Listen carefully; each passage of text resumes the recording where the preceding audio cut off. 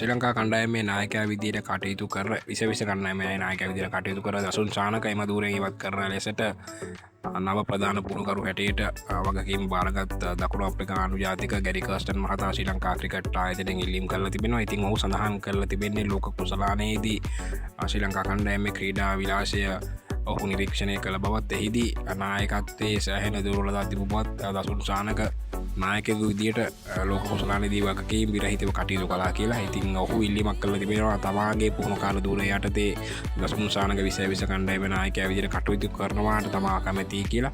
ඉතින් ක්‍රිකට් ආයතනයේ මේ සම්බන්ධයෙන් කුමන තීරණයක් ගත්තාද යන තම පිළිබඳ ඊට වශයෙන් නිවේදනයක් කළා නැහැ. ඉතින් අපි බලමු මේ දිනවල තිබෙන ඉන්දියන් ප්‍රීමියර් ලීග් තරඟාවලිය තමයි ඉස්සරහට ආරම්භ වීමට.